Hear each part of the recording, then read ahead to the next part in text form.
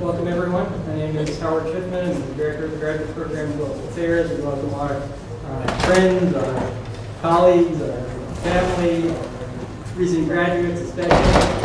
This is the first ever presentation of the capstone team for the Center for Global Affairs. It will be the first of many, and I know you folks are in for a real treat. The title tonight of the discussion is the framework for sustainable development, case studies in global warming, corruption, and organized crime. And at first blush, these topics may not seem to come together, but I assure you they will in a very impressive way.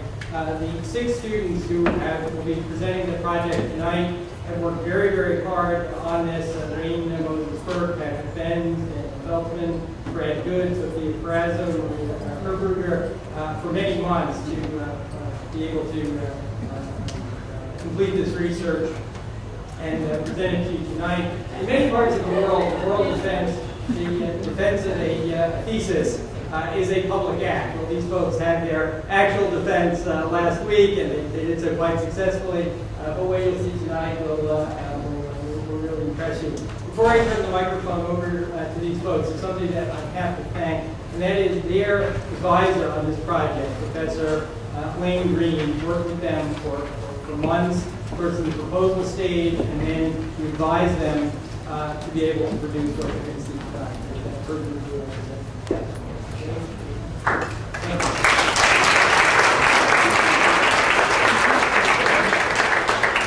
Thank you, Professor Schiffman.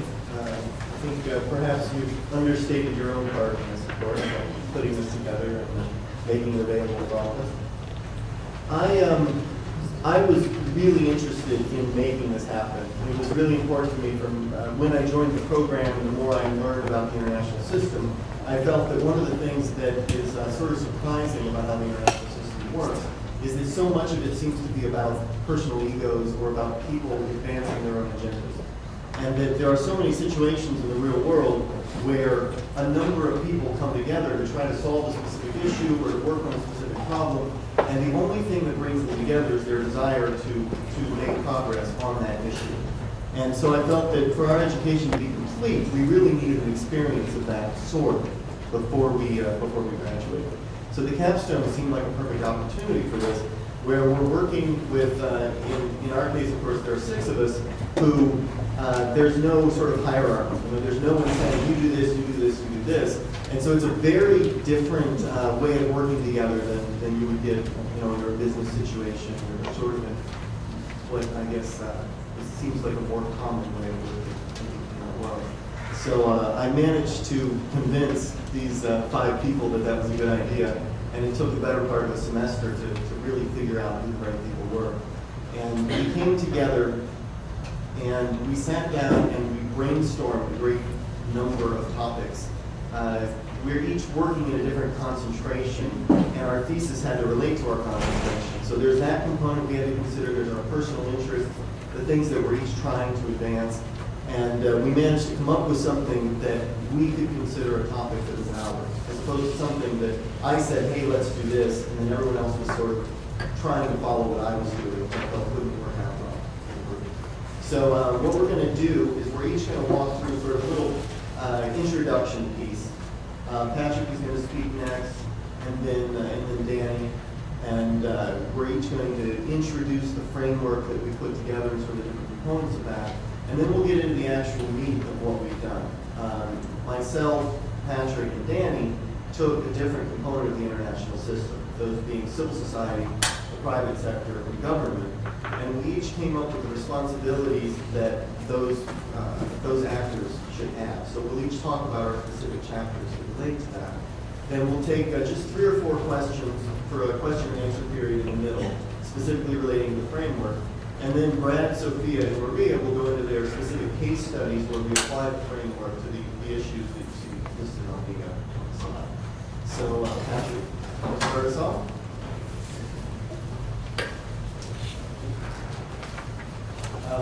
So I'm going to talk a little bit about the group dynamic, just very quickly, how we put it in context a little bit. As Wayne said, we started with a couple of brainstorming sessions, which we all contributed to discuss possible topics. But before we decided on the topic, we decided that we wanted the capstone to be implementable, viable, and ideally to have it published. We wanted the capstone to be applicable to any number of global issues, and this was important to us.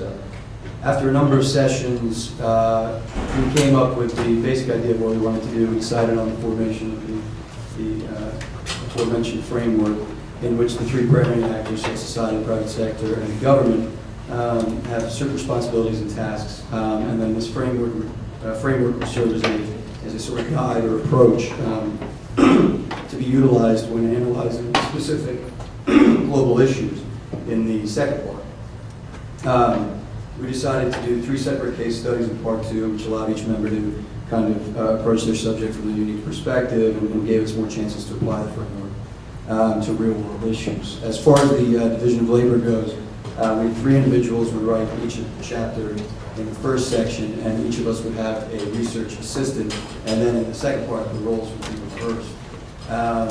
Particularly in respect to the first section, each member of the group sort of took on the role of the actor they were writing for or researching for.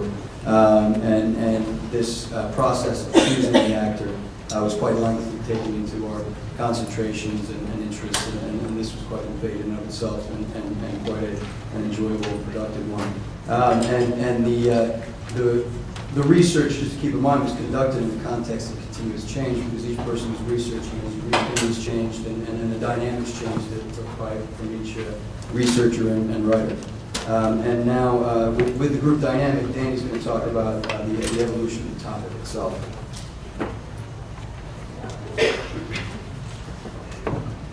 So, originally we looked at sustainable development in the form of 4 goals: good governance, economic development, cultural sensitivity, and environmental sustainability.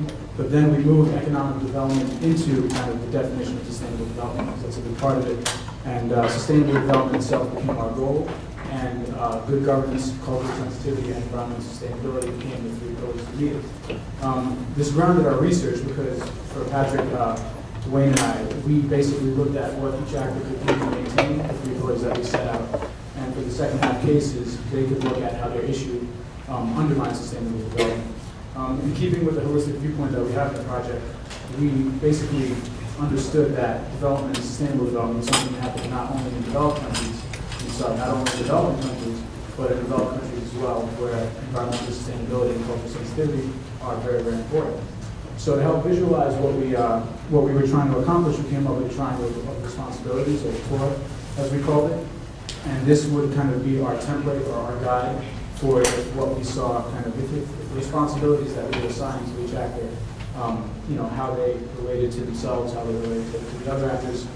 This would also serve as a guide for the second half of the project to see, how each of their issues how each actor fulfilling their responsibilities that we outlined, how it affects each of the issues.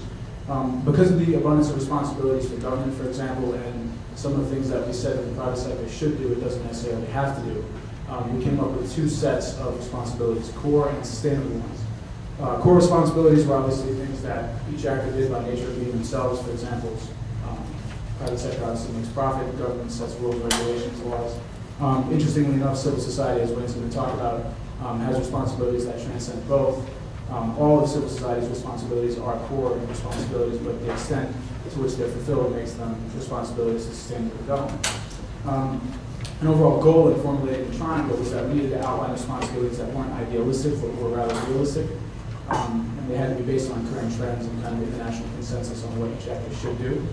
And based on our research and by feedback that we've gotten from a number of people that we've interviewed where we presented this triangle, we definitely feel that what we came up with is a good description of kind of the international consensus.